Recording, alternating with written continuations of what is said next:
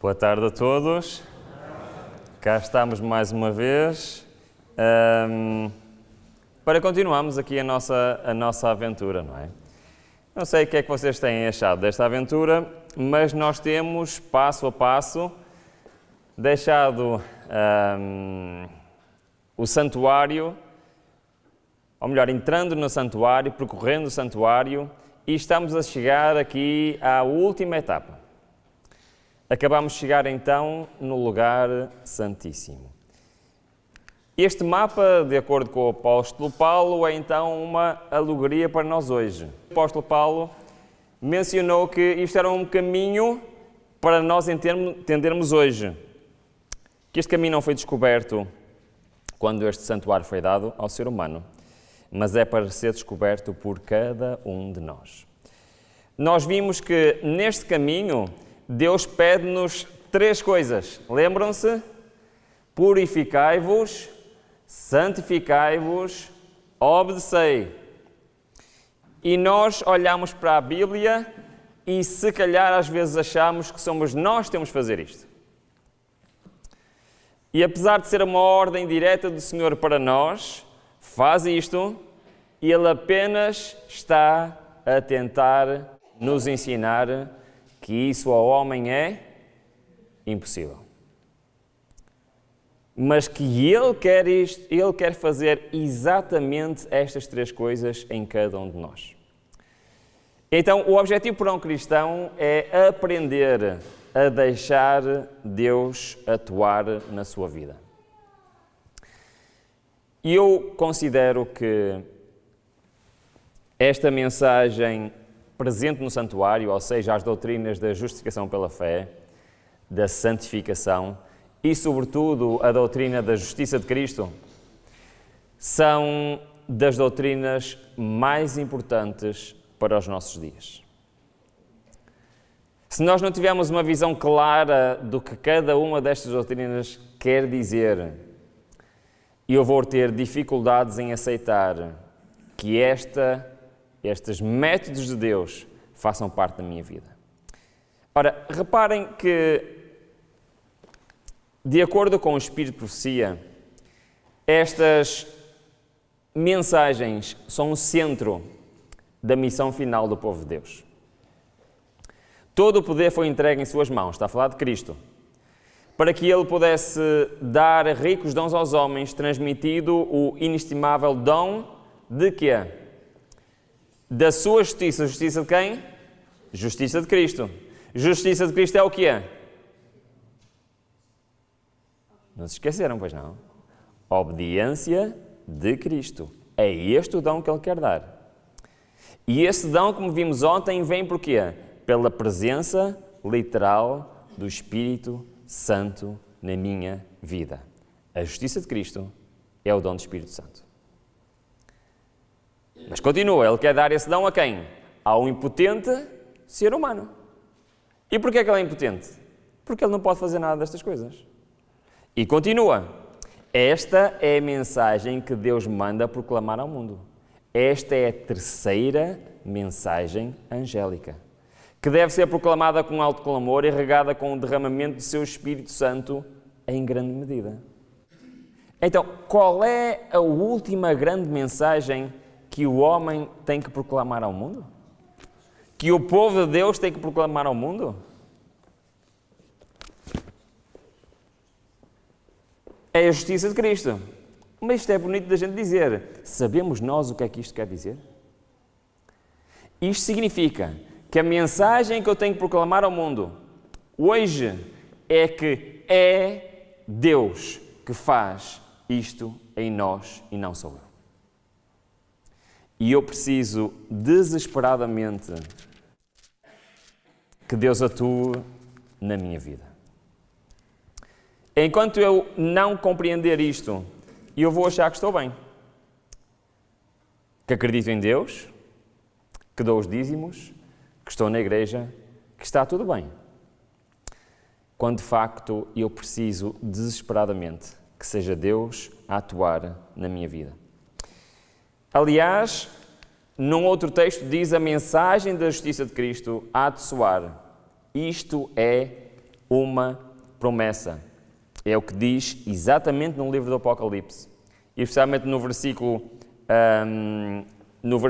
1 do capítulo 18. E o que é que diz então a mensagem da justiça? Cristo há de soar de uma extremidade até a outra da terra, a fim de preparar o caminho ao Senhor. Esta é a glória de Deus, que será encerrada, com que será encerrada a mensagem do terceiro anjo. Então, exatamente isto que nós estamos a ver durante esta semana é exatamente o centro da mensagem do terceiro anjo. E é muito interessante que a Bíblia diz quem vai proclamar esta mensagem. Isto está nos primeiros 5 versículos do Apocalipse 14 e está também em Apocalipse 7. Esse grupo de pessoas tem um nome. Sabem qual é esse nome? Sim, remanescente. E tem um outro nome. Como é que Apocalipse 14 se chama? Logo no início. Diz um número. Qual é esse número? 144 mil. Muito bem. Esse grupo tem várias características que são apresentadas no capítulo 7 e no capítulo 14. Uma delas é o tipo de roupa que eles vestem. Que roupa é que eles vestem? Alguém sabe? Vestes brancas. Muito bem. Vestes brancas representam o quê? A justiça de Cristo. Então, aqueles que vão proclamar a última mensagem têm o quê na sua vida? A justiça de Cristo. Compreenderam ou não esta mensagem? Compreenderam. Deixaram Deus atuar na sua vida, sim ou não? Sim. As obras que eles fazem são deles ou são de Deus? É Deus que vai levar a mensagem final a todo mundo. O ser humano vai ser só um instrumento nas suas mãos. E por isso, isto é o centro da nossa luta cristã. Quanto é que eu deixo que Cristo atue em mim? Concordam comigo ou não? Não é este o centro. O centro da nossa luta, irmãos, não é com a lei de Deus. A nossa luta é com a nossa entrega ao Senhor. Porque os 10 mandamentos não são regras, são promessas. Sabem porque é que os 10 mandamentos são promessas? Deus promete fazer isso em mim. E os irmãos estão a olhar para mim a pensar assim, será que é mesmo assim? Será que os mandamentos são promessas? Vamos um passo de cada vez, vamos lá, já lá vamos chegar. Então, diz assim, a última mensagem da graça a ser dada ao mundo é uma revelação do caráter do amor divino. Os filhos de Deus devem manifestar sua glória. Revelarão em sua vida e caráter que a graça de Deus por ele tem feito. Aliás, isso faz parte da primeira mensagem angélica, que diz o quê? Pelo meio do anjo vem um anjo proclamar o Evangelho eterno, certo? E o que é que ele diz mais? Temei a Deus e dá-lhe glória. É isso que vai acontecer no Apocalipse 18, versículo 1. Que toda a terra se encheu com a sua glória. Ora, isto é exatamente o que nós estudamos esta semana. Porque temer a Deus é aceitar Deus como meu soberano. Dar glória é fazer a sua vontade. Só quando eu aceito que Deus tome conta da minha vida é que eu lhe posso dar glória. No entanto, nós temos um problema. É que nós somos muito difíceis de convencer. Eu não sei quanto a vocês, mas eu sou muito difícil de convencer. Sou uma pessoa que tem dificuldade em delegar, sou uma pessoa que tem dificuldade em não estar no controlo. E por isso é que a mensagem para a igreja hoje é exatamente esta. Tu achas que és capaz. Tu achas que está tudo bem. Tu vens à igreja, tu guardas o sábado, fazes trabalho missionário, és diretor de um departamento, dás o dízimo, és um exemplo para os outros irmãos, mas a realidade é que Deus olha para nós e o que é que Ele diz? Ele diz, e não sabes que és um coitado, és um miserável, pobre, cego e nu. E porquê que Ele diz isso? Ele diz isso porque logo a seguir, já falámos neste texto muitas vezes, o que é que Ele diz? Eu, enquanto tu estás a fazer todas essas coisas, eu estou aonde? Estou no lado de fora. Eu estou aqui a bater à porta. E tu estás convencido que fazendo todas essas coisas está tudo bem, mas continuas no pátio. E eu preciso que abras a porta para eu transformar o teu coração. Eu quero convidar a todos a abrirem a Bíblia. Eu sei que temos esta semana usado muito o ecrã e isso é apenas para pouparmos tempo, está bem? Porque senão estaríamos aqui 2 horas todos os dias. Mas vamos abrir, este temos mesmo que abrir, em Ezequiel. Embora eu tenha aqui para mostrar, vamos abrir a nossa Bíblia no livro de Ezequiel. E neste livro nós encontramos um resumo de toda a semana. Está bem? O que é que nós vimos esta semana? Purificação, santificação, obediência. Certo ou não? E vimos que o desejo é Deus fazer isto em nós e por isso nos deixou um mapa do que é que eu tenho que fazer para permitir isso. Foi isso que vimos esta semana, sim ou não? Ok. Então vamos abrir em Ezequiel, capítulo 36. E vamos ver se não é exatamente isto que o Senhor está a propor aqui em Ezequiel 36. Reparem, podemos começar mesmo no versículo 24. Diz assim: Pois eu vos tirarei de diante das nações, vos congregarei de todos os países e vos trarei para a vossa terra. E agora começa o 25, que é o que nos interessa. Reparem bem, vamos com calma. Diz o seguinte: Então espargirei água pura sobre vós. Vamos parar aqui. No santuário, onde está a água pura? No pátio, certo? Onde? Na pia. Que simboliza o quê? Sim, senhora. E significa algo que Deus quer fazer em nós. O quê? Purificação, certo? Então reparem se não é exatamente isto que Ezequiel está a dizer. Diz o seguinte: espargirei água pura sobre vós e ficareis o quê? Purificados. Está a falar do perdão ou não está? Está a falar do pátio, sim ou não? Sim. Mas depois continua. De todas as vossas imundícias, de todos os vossos ídolos, vos purificarei. Deus pode purificar-nos completamente, sim ou não? Sim. Mas continua. Versículo 26. Então, depois de purificar, Ele quer fazer mais algo. Certo ou errado? Diz no 27. E diz o seguinte: 26, desculpem. E vos farei um coração novo, e porei em vós um espírito novo, e tirarei de vós um coração de pedra, e vos darei o que é? O que é que ele está a falar aqui? Está a falar de transformação ou não está? Está a falar de mudar aquilo que nós somos ou não está? Santificação. Onde é que é? Lugar santo. E ele aqui já está a dizer para que é a santificação. Para colocar o que em nós? Um espírito novo. Qual é o objetivo da santificação? Receber o quê? O Espírito Santo. É esse o objetivo da santificação. Mas continua. E diz, 27, e ele repete: porém em vós o meu espírito. E agora estamos aonde? No lugar santíssimo. O que é que está no lugar santíssimo? É a lei ou não é? Sim. E agora Deus diz, então, já que eu vos já purifiquei, já que eu vos santifiquei, já que recebeste o Espírito Santo, agora vocês estão prontos para obedecer. É isso que o texto diz? Não, não é isso que o texto diz. Reparem bem o que é que o texto diz.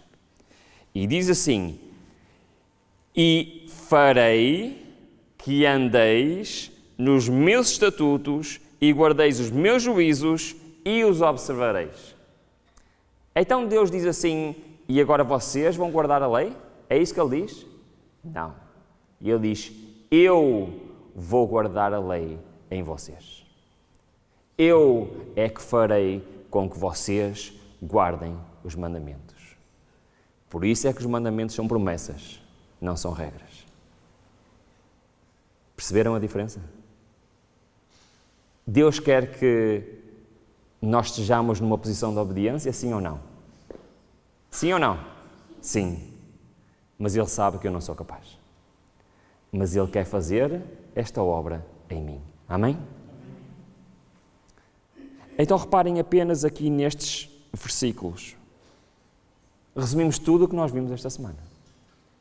E o mais extraordinário, irmãos, é que nós, tendo consciência deste mapa, se nós voltarmos a ler a palavra de Deus, nós vamos encontrar isto por toda a Bíblia. Só o livro de Deuteronômio fala destes 3 passos dezenas de vezes. Ou seja, o Evangelho eterno é o mesmo desde o princípio. Só que Deus sabe que nós somos teimosos. Uns mais, como eu, não é? Outros menos, como vocês. Mas a todos nós, Deus luta constantemente. É isto, eu vou passar rapidamente, é isto que Ele quer fazer. E Ele quer nos transformar para nos dar. E a maior bênção suprema que Deus nos quer dar não é o perdão, não é transformação, mas é o Espírito Santo. Porque é isso que vai fazer toda a diferença na nossa vida. No livro Filhos e Filhas, Deus diz o seguinte: deem a Deus a mais preciosa oferta que lhes é possível oferecer. Deem a vossa obediência, o vosso sacrifício, façam tudo o que está ao vosso alcance, esforcem-se ao máximo. É isso que está escrito? Foi isso que acabámos de ler em Ezequiel? O que é que diz? Deem o coração. E ele lhes fala dizendo, se isso acontecer, vesti-los-ei com a minha justiça. Ou seja, Ezequiel diz, dar-vos-ei o que é o meu Espírito Santo. E lhes preparei para a ceia da boda do Cordeiro, quando revestidos pela minha justiça, pela que lugar santo, oração e censário, pela vigilância, pelo que mesa dos pães asmos, estudo diligente da palavra, estarão aptos a atingir uma norma elevada. Quando o apóstolo Paulo diz que nós devemos ser apresentados ao Senhor como sacrifícios vivos, pensem assim, a palavra sacrifício remonta a quê? O que é que vos lembra? Lembramos de santuário ou não? Sim? Era lá que era feito os sacrifícios, sim ou não? Então por que é que ele está a dizer que nós somos sacrifícios vivos? Ele está a dizer assim, aquilo que tu tens de fazer é ser um sacrifício no santuário, mas vivo. Aquilo que tu tens de fazer é exatamente aquilo que eu te quero mostrar no santuário. Não que tu morras, mas tu caminhes no santuário e que deixes eu fazer estas obras em ti. O sacrifício que Deus quer de nós é a negação do próprio eu. É isso que Ele quer. O sacrifício que Ele quer de nós é que eu todos os dias me chegue a Ele. Como alguém convencido de que sem Cristo eu estou perdido e estou sozinho. A verdade deve estar plantada no coração. Deve dirigir o espírito e regular as afeições. Todo o caráter deve ser estampado com expressão divina. Cada jota e tilde da palavra de Deus deve ser introduzido na vida diária. Aquele que se torna, lembram-se das palavras de Pedro? Participante da natureza divina. Aquele que tem o dom da justiça de Cristo. Aquele que recebe o Espírito Santo. Estará em harmonia com o grande padrão da justiça de Deus, a sua santa lei. Amém? Esta é a norma pela qual Deus mede as ações do homem. e esta será também a pedra-toque do caráter no juízo. Não é bastante fazer a profissão de fé em Cristo e ter o nome registado no rol da igreja. Aquele que guarda os mandamentos dele, nele está e ele nele. E nisto conhecemos que ele está em nós pelo Espírito que nos tens dado. E nisto sabemos que o conhecemos se guardamos os seus mandamentos. Esta é a evidência de genuína conversão. Qualquer que seja a nossa profissão, nada valerá se Cristo não for revelado em obras de justiça. A obediência é apenas uma demonstração de que Cristo está a fazer uma obra na minha vida. Não é uma demonstração que eu sou perfeito. Não é uma demonstração que eu estou pronto a seguir em frente. É uma demonstração que já não sou mais eu, mas Cristo vive em mim. Esta então é a mensagem central do santuário. E de facto, nós fomos ler versículo após versículo, texto após texto, nós encontraríamos repetidamente esta mesma visão. Só para dar alguns exemplos, o pecador diante de, primeiro, arrependimento do seu pecado, fé em Cristo, obediência à perfeita lei de Deus, tem a justiça de Cristo que lhe é acreditada. E ela se torna a sua justiça, e o seu nome é registado no livro da vida do Cordeiro, e ele se torna um filho de Deus e um membro da família real. Esta mensagem devia pôr de maneira proeminente diante do mundo o Salvador crucificado. O sacrifício pelos pecados de todo o mundo apresenta a justificação pela fé no Fiador e convida o povo a receber a obediência de Cristo, que se manifesta na obediência a todos os mandamentos de Deus. Todos estes textos estão a falar exatamente da mesma coisa. E por isso é que estes textos que nós agora vamos ler, os próximos 2, são textos que geram tanta polémica. E eles geram polémica porque nós não percebemos o que é que eles querem dizer. Eu vou ler estes textos e vamos pensar nestes textos mediante aquilo que nós estamos a aprender esta semana, ok? Porque se nós não o entendemos segundo esta perspectiva, nós vamos achar que nós temos a capacidade para guardar a lei. Olha, vamos ler com calma. Diz o seguinte: a cruz de Cristo testifica da imutabilidade da lei de Deus. O que é que isto quer dizer? O facto de Deus ter vindo significa que a lei não pode ser mudada. Senão, ele, em vez de mudar depois de morrer, mudava quando? Antes de morrer. Como é óbvio, não é? Testifica de que Deus de tal maneira nos amou que deu o seu Filho para morrer por nossos pecados. Cristo, porém, não veio para destruir a lei, mas para cumprir. Cristo teve de cumprir a lei. Isso quer dizer que eu tenho de cumprir. Nenhum jota ao tilo o padrão moral de Deus podia ser mudado para vir ao encontro do homem em condição de caído. Jesus morreu para que pudesse fazer o quê? Imputar ao pecador arrependido sua própria justiça e tornar ao homem possível guardar a lei. Ora, se eu não perceber o que é que isto quer dizer, eu vou achar que é possível ao homem guardar a lei. Certo ou errado? Mas o que é que diz realmente o texto? Diz que o quê? Cristo morreu para que eu possa receber o quê? A sua justiça. E quem é a sua justiça?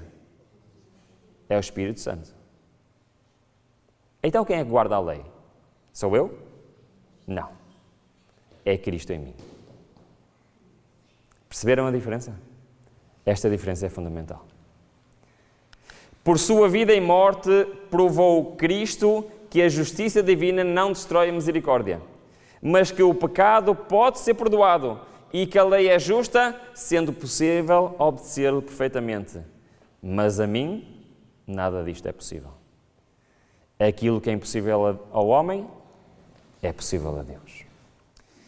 E é por isso que eu acho que esta mensagem do santuário é uma mensagem extremamente importante para nós hoje. Muito mais importante do que era há séculos e séculos atrás. Aliás, Deus queria que os israelitas entendessem esta mensagem, mas eles entenderam esta mensagem. Eles passaram a achar que eram os próprios rituais que faziam que lhes davam a salvação. E um mapa tão extraordinário foi distorcido para acreditarem na salvação pelas obras. É por isso que nós não acreditamos que somos transformados por Deus para a obediência. Nós acreditamos que somos transformados por Deus para sermos participantes da natureza divina. Para que Deus possa agir em nós. E é por isso que ninguém que tenha recebido este dom, e já vamos ver exemplos na Bíblia, disse: eu sou justo. Sabem porquê que eles não disseram? Porque eles tinham a perfeita noção que não eram eles. Eles tinham a perfeita noção da sua incapacidade. Aliás, nenhum dos apóstolos e profetas jamais pretendeu estar isento de pecado. Homens que viveram mais chegados a Deus, homens que sacrificariam antes a vida a cometer conscientemente uma ação injusta. Homens que Deus honrou com luz e poderes divinos, o que é que eles faziam sempre? Confessaram a pecaminosidade de sua natureza. A nossa natureza pecaminosa só vai ser transformada quando Cristo voltar.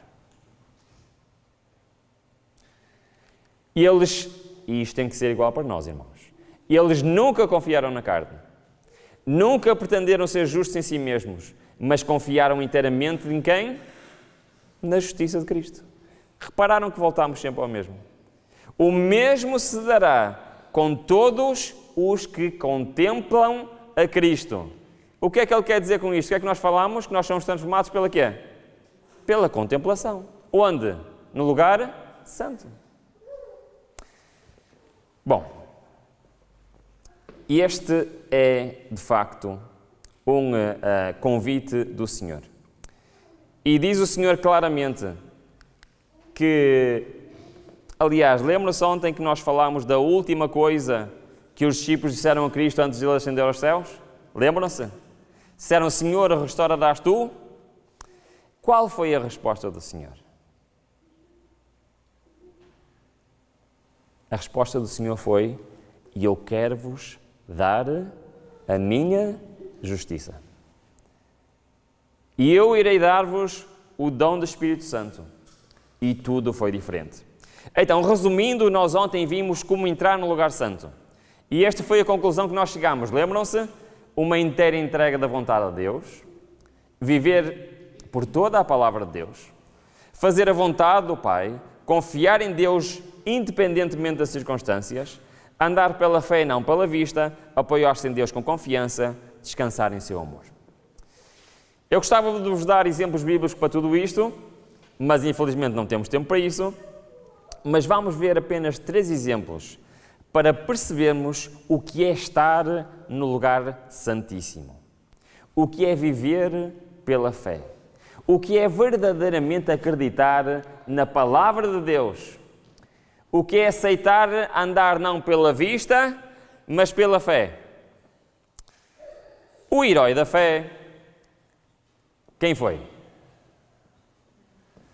Abraão, certo? Então, reparem bem, o Paulo diz em Romanos o seguinte: que diremos, pois, que Abraão, nosso pai, segundo a carne, alcançou? Porque se Abraão foi justificado pelas obras, tem de que se gloriar, mas não diante de Deus, porque diz a Escritura: Abraão creu em Deus e isso lhe foi imputado como justiça. Não vacilou diante da promessa de Deus pela incredulidade, antes foi forte na fé, dando glórias a Deus e estando plenamente convicto de que o que ele havia prometido era também poderoso para cumprir. Eu quero fazer uma pergunta. Abraão ficou conhecido pela sua capacidade de obediência ou pela sua capacidade de acreditar naquilo que o Senhor disse? E ele é o pai da obediência ou o pai da fé? Tudo o que ele fez foi o resultado de quê? Da sua fé. Porque acham que seria possível Abraão caminhar o que caminhou, ir para onde foi, fazer o que fez, se ele não tivesse verdadeira fé daquilo que o Senhor dizia era o que era para ser feito? Então, na vida do cristão, tudo depende da minha fé. Reparem, Paulo é claríssimo, porque aquilo que fazia a diferença na vida de Abraão era o quê? Porque ele acreditava que aquele que prometeu era capaz de... É extraordinário que eu tento me colocar na mente de Abraão quando ele caminhava com o seu filho para o oferecer em sacrifício. Eu já estive no local onde isto aconteceu, lá em Israel. E eu estava lá a olhar para o Monte Moriá e a pensar, foi aqui que Abraão atou o seu filho e preparou-se para fazer aquele sacrifício. Não sei se esta história, não sei se vos faz confusão. A mim faz-me um bocado de confusão. Mas o que é certo é que em Hebreus, no capítulo 11, Paulo diz qual foi o processo de raciocínio de Abraão para ele aceitar fazer aquilo. Abraão foi porque ele acreditava nas promessas de Deus. Abraão sabia que era da sua semente que viria o quê? O Salvador. Abraão sabia que o Salvador seria sacrificado e sabia que ele ia ressuscitar no terceiro dia. E Abraão foi com esse pensamento. Deus é capaz de ressuscitar o meu filho. Porque ele prometeu que o meu filho ia ser um pai de uma grande nação. Já tinha filhos o seu filho? Não. Reparem na fé que este homem tinha. Deus fez uma promessa, ele vai cumprir. Aquilo que ele me pediu vai inviabilizar esta promessa.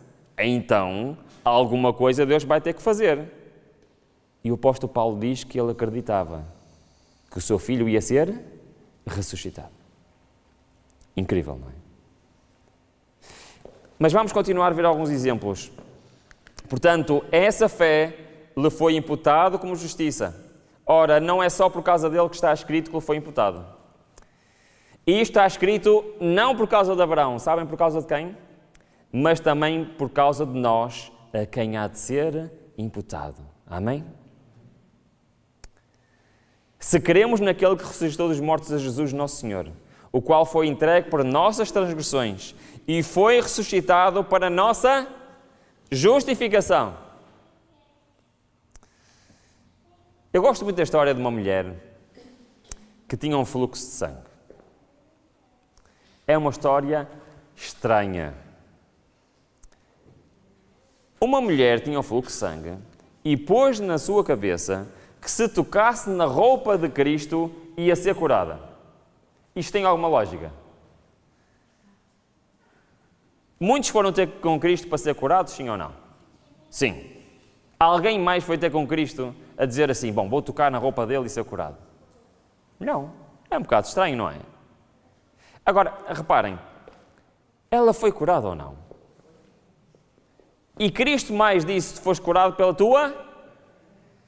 Sabiam que esta mulher é um exemplo clássico de alguém que reclamou uma promessa da Bíblia e ela se cumpriu automaticamente na sua vida? Sabiam que isto acontece? Se Deus disse que alguma coisa ia acontecer, se alguém reclamar essa promessa, sabem o que é que tem a acontecer? Essa coisa. Agora, o problema é que nós, em português, não conseguimos perceber isto. Eu vou tentar explicar isto com calma. Aquela mulher fez isso porque acreditou em algo que estava escrito na palavra de Deus. Em Números 15, 38, diz o seguinte: fala aos filhos de Israel e diz-lhes que façam para si o quê? Franjas nas bordas das suas vestes, pelas suas gerações, e ponham nas franjas bordas de quê? Um cordão azul. Conhecem este texto? Sabiam que Jesus era judeu. Sabiam que Jesus vestia-se exatamente assim. Mas, diz o seguinte: também deverás ter o quê? Um manto. Cristo tinha um manto com ele, sim ou não? Sim. E nesse manto porás franjas nos 4 cantos da tua manta para te cobrires. Então, havia franjas nas vestes e havia franjas onde? No manto, certo? Ok, isto é interessante. O problema é que em Malaquias, capítulo 4, versículo 2, diz o seguinte: mas para vós, os que temeis o meu nome, nascerá o sol da justiça. Quem é o sol da justiça? Jesus. Basicamente este texto está a dizer: Jesus vai nascer, certo? E agora diz assim, falando do que ele ia fazer, a obra dele nesta terra, diz o seguinte: trazendo o quê? Cura nas suas asas. E vós saireis e saltareis como bezerros da estrebaria. Está a falar das curas de Cristo, certo? Basicamente este texto está a dizer assim: olha, Cristo vai nascer e Ele vai curar. É o que diz neste texto. Concordam comigo, sim ou não? Só que ali está a dizer que Ele vai trazer cura nas suas asas. Ora, eu tenho um problema com este texto, porque Cristo tinha asas? Não. Só que a palavra que lá está traduzida por asas é a palavra kanap em hebraico. Sabem o que é quer dizer a palavra kanap? Quer dizer borda, cantos ou asas. Ou seja, se eu estou a ler no hebraico, a palavra aqui que está traduzida para asas é a mesma palavra que está em Números e Deuteronômio para dizer o que é? As bordas da roupa e as bordas do manto. Então, este texto diz literalmente que Cristo ia trazer a sua cura onde? Nas bordas da sua roupa. É o que diz literalmente em Malaquias 4:2. Então reparem bem, aquela mulher leu o texto de Malaquias 4:2 e disse assim: o Messias vai trazer cura nas bordas da sua roupa. Então o que é que eu tenho que fazer? Tenho que lá tocar. E sabem que o mais extraordinário? Esta profecia estava lá por causa desta mulher. Porque ela foi a única pessoa que reclamou esta promessa para a sua vida. Foi curada ou não foi? Foi. Então, as promessas da Bíblia não estão aqui por causa das pessoas do passado. As promessas da Bíblia estão aqui para quem? Para mim. Uma das coisas que estes homens e mulheres aprenderam foi a reclamar as promessas de Deus. Um dos maiores desafios para a nossa vida é nós aprendermos a fazer o mesmo. E eu não estou a falar apenas em purificação, em santificação, em obediência. Estou a falar em nós pegarmos na palavra de Deus, reclamamos com o Senhor: Senhor, Tu prometestes, por favor, dá-me esta bênção. E foi exatamente o que aconteceu. Ela tocou no manto porque acreditava: se tão somente tocar nas suas vestes, ficarei curada. Quando é que Jesus se apercebeu que ela ficou curada? Quando? Jesus sabia que ia curar aquela mulher. E ele ficou surpreendido ou não ficou surpreendido? A palavra de Deus não falha. Ela se cumpre. E é uma lição extraordinária. filha, aquilo que tu fizeste te salvou. Foi o que ele disse? Não. Filha, a tua fé na palavra de Deus te salvou. Amém? Um outro exemplo. Temos Moisés. Moisés estava a apacentar o seu rebanho e teve um encontro com o Senhor. Onde é que ele teve um encontro com o Senhor? No Monte Horebe. Muito bem. Deus deu-lhe uma missão. Vai ao Egito, traz o meu povo. Certo? Ele não queria muito fazer esta tarefa, pois não. Mas ele assumiu esta tarefa a sério ou não assumiu? E ele lá foi. Só que antes de ir, Deus disse uma coisa a Abraão. Tu vais lá, quando fores e tiveres tirado o povo do Egito, tens que fazer uma coisa. O que é que foi? O que é que Deus disse? E eu vou repetir. Vais ao Egito, tiras o meu povo e vens aqui a este monte adorar ao Senhor. Certo ou errado? Sim? Então, Moisés tinha uma missão do Senhor. Ir lá, trazer o povo e trazer o povo ao Monte Horebe para adorar o Senhor. Foi assim ou não foi?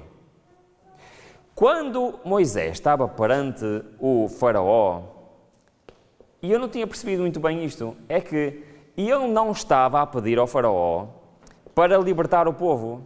Ele estava a dizer a faraó o quê? Deixa o meu povo ir para adorar ao Senhor. Repararam? Ele estava sempre a dizer isso. Por favor, deixa o meu povo ir, porque temos que ir. Porque é que ele sabia o que é que tinha que fazer? Tinha que ir aonde? Ao Monte Horebe, conforme o Senhor pediu. Isto é muito interessante. E ele lá está. Só que quando finalmente eles saem do Egito, chegam perante o Mar Vermelho, olham para trás, o que é que eles veem? Agora vamos lá. Estamos aqui um povo inteiro, sem uma única arma, com o exército mais poderoso do mundo, alguns minutos de distância de chegarem. Qual é a conclusão que qualquer pessoa chega? Vamos todos morrer. Certo ou errado? Foi essa a conclusão que o povo chegou ou não? Disseram a Moisés, foi porque não havia sepulcros no Egito, que de lá nos tiraste para morrermos no deserto. Porque fizeste isto tirando-nos do Egito. Não é isto o que dissemos no Egito, deixa-nos para que sirvamos aos egípcios? Pois melhor nos fora servir aos egípcios do que morrer no deserto. Ora, estava lá no meio um homem que estava a ver exatamente a mesma coisa de que todo o povo. No entanto, ele teve uma reação diferente. Esta é a diferença entre viver pela vista e viver pela fé. Porque este homem estava a ver o quê? Alguma coisa diferente? Este homem estava a ver o Mar Vermelho em frente, estava a ver o exército atrás, mas este homem teve uma reação totalmente diferente. Reparem no que é que ele disse.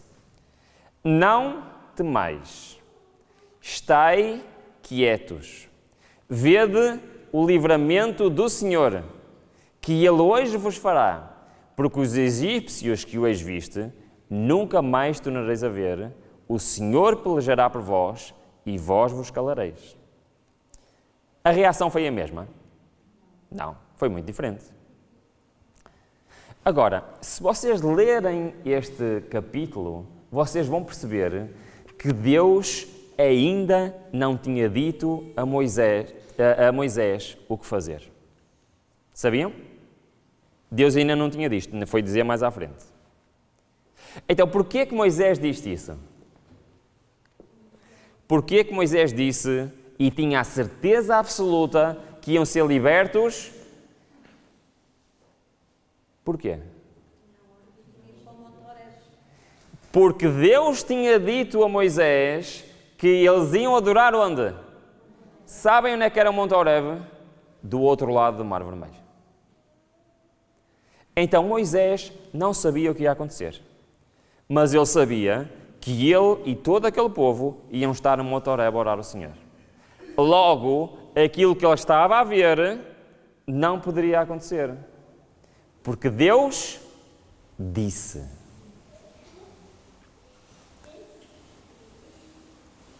E no meio daquela multidão, só um homem estava a viver pela fé. Todos os outros estavam a viver pela vista. Qual destes é que eu sou hoje? Será que eu vivo pela vista? Ou será que eu vivo pela fé?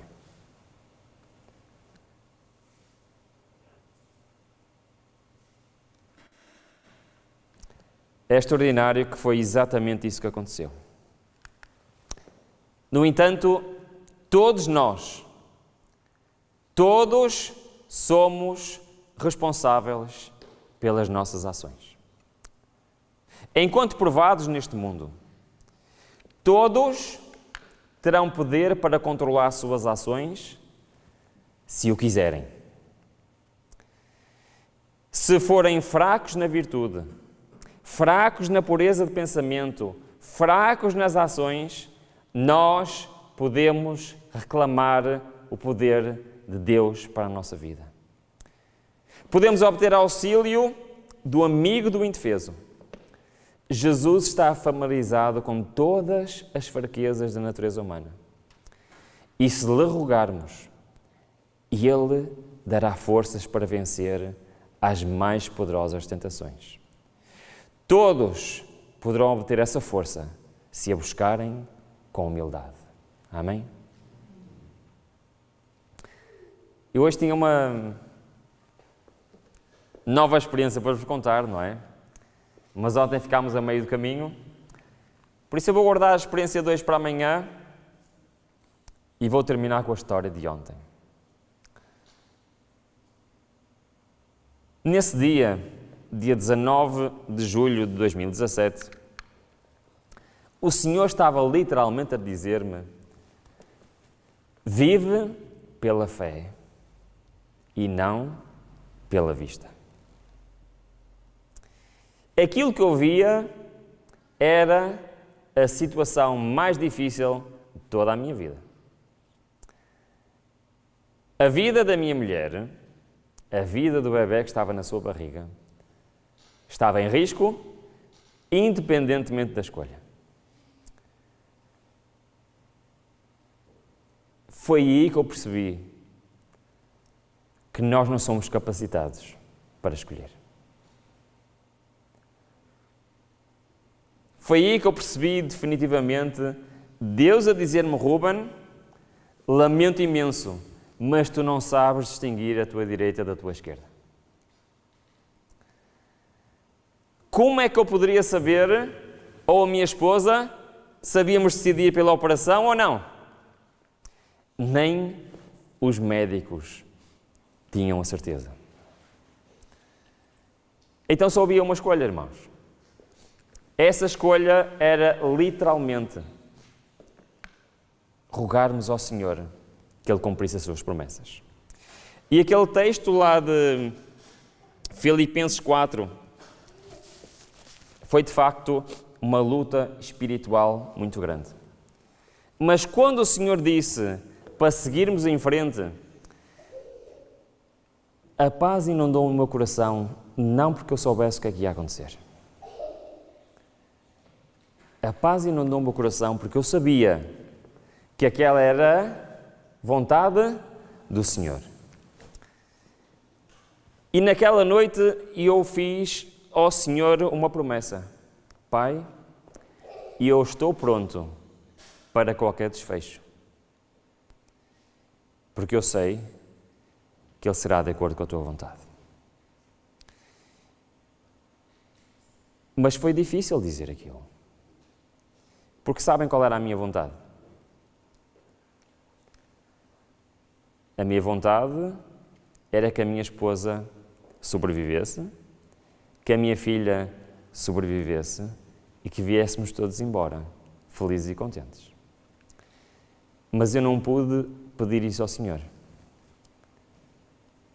Aquilo que nós podemos pedir ao Senhor é que a sua vontade seja feita na nossa vida. No dia seguinte eu fui para o hospital e a única coisa que a minha esposa me pediu foi: eu preciso que estejas ao meu lado. Ela foi preparada para ir para o bloco operatório e eu desci, cheguei à porta do bloco operatório e a enfermeira disse-me: peço desculpa, mas você não pode estar presente. E eu: mas como assim? Eu tenho direito a estar presente, eu sou o pai. Sim, é verdade, mas trata-se de um caso muito delicado. A qualquer momento a equipa de emergência pode ter que atuar.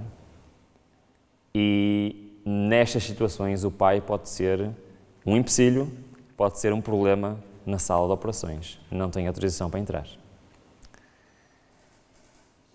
Algo no meu coração me dizia que eu tinha que estar lá presente. E eu fiquei vários minutos a insistir com a enfermeira que não podia ser, que a minha esposa precisava de mim, eu tinha que estar presente e eu não ia atrapalhar em nada. Ficaria no meu canto sossegadinho. E ela insistia que não podia estar presente. Até que, de tanto me ouvir, ela disse: ok, eu vou chamar a cirurgiã e ela vem falar consigo. E lá foi, ela foi para dentro e veio a cirurgiã passar uns minutos. E a resposta da cirurgiã, sabem qual é que foi? Exatamente a mesma. Não pode estar presente. Naquele momento, eu só pedi ao Senhor: por favor, arranja uma maneira de eu estar presente, porque a Sónia precisa de mim. E eu conversava com ela e ela explicava-me novamente que nestas situações não convém o pai estar presente. E eu insisti, e insisti, e insisti, e orei, até que ela me disse: muito bem, se o diretor do bloco operatório der autorização, eu deixo. E ela foi. Passado um bocado ela veio, apenas olhou para mim e disse assim: você teve autorização. E foi para dentro. E eu entrei no bloco operatório, depois de todo aperaltado, segurei na mão da minha mulher e naquele momento, enquanto estávamos à espera, estávamos a dizer: não sabemos o que vai acontecer, mas estamos a fazer a vontade do Senhor. Sabem que nós não tivemos tempo, foram só 2 meses de gravidez, não é? Nós não tínhamos nada preparado, nem sequer tínhamos nome escolhido.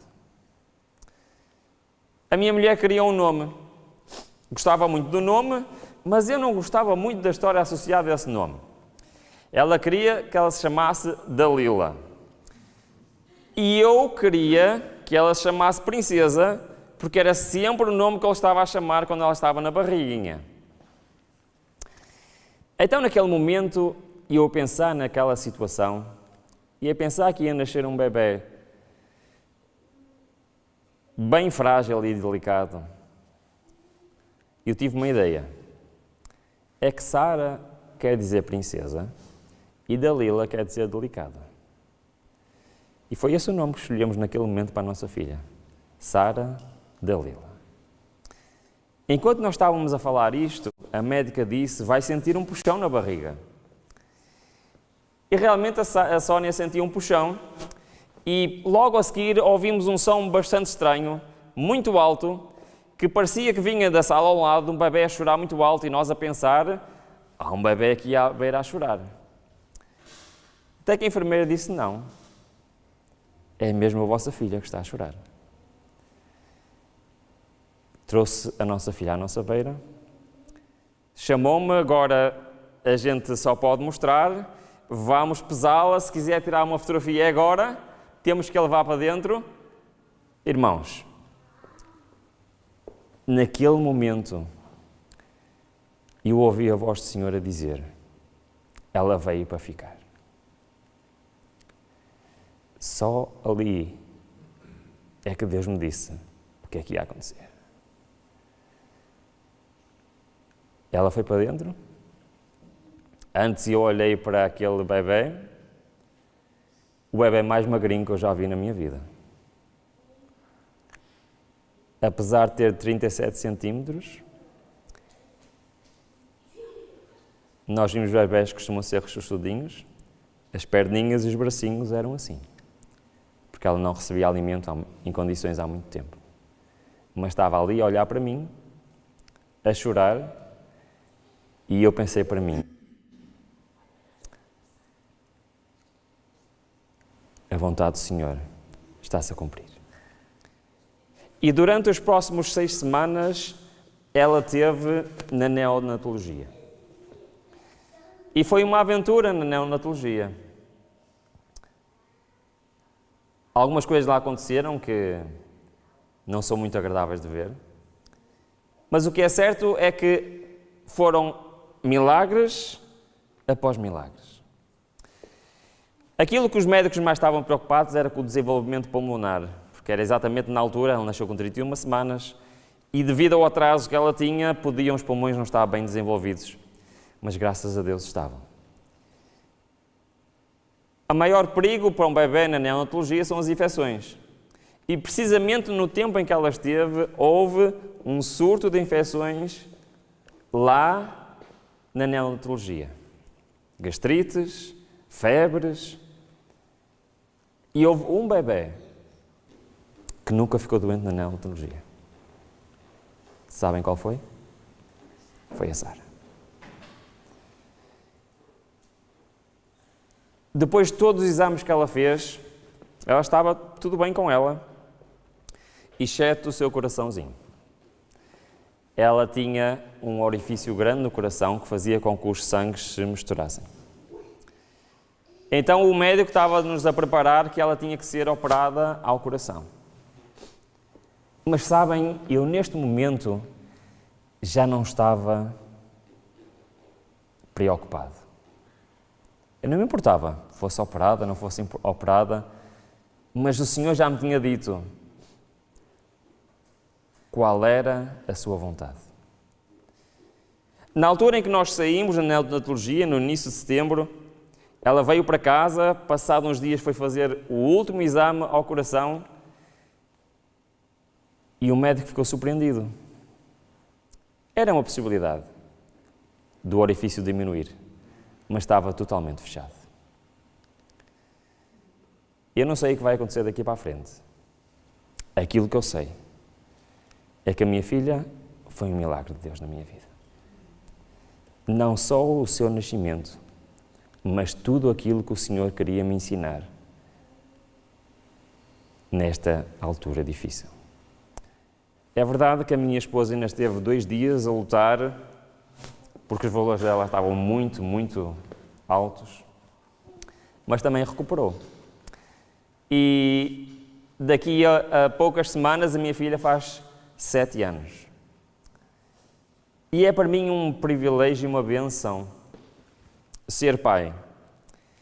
Mas o dia em que a minha filha nasceu foi também um dia em que eu percebi que eu precisava de nascer também. Foi o dia em que eu percebi que Deus queria algo mais da minha vida. Mas não é só de mim que Deus quer isso. Deus quer isso de cada um de nós. Deus procura de todas as maneiras a minha salvação.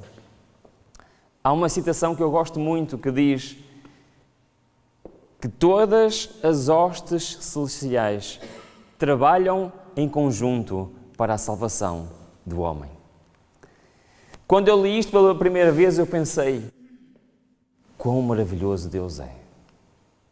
Todas as hostes celestiais estão a trabalhar em conjunto para a minha salvação. O Pai, o Filho, o Espírito Santo, os anjos, todos trabalham em conjunto para quê? Para a minha salvação. E eles fizeram tudo, fazem tudo, farão tudo para quê? Para a minha salvação. Só há uma coisa que impede a minha salvação. sou eu. Está na altura de entregarmos o nosso coração nas mãos do Senhor. Está na altura de eu decidir, Senhor, não quero ser mais eu a dirigir a minha vida, eu quero que sejas Tu. Está na altura de eu decidir e de eu compreender que eu não sou capaz de decidir. Eu não sei distinguir a minha esquerda da minha direita. Eu não sei o resultado das minhas ações. Eu não sei o resultado das minhas escolhas. E por isso o desafio de Deus é: deixa-me dirigir a tua vida. E eu não sei o que tem que acontecer mais na minha vida ou na vossa vida. Mas uma coisa eu sei: Deus vai fazer tudo o que estiver ao seu alcance para isso ser uma realidade. Deixemos Deus atuar na nossa vida. Amém.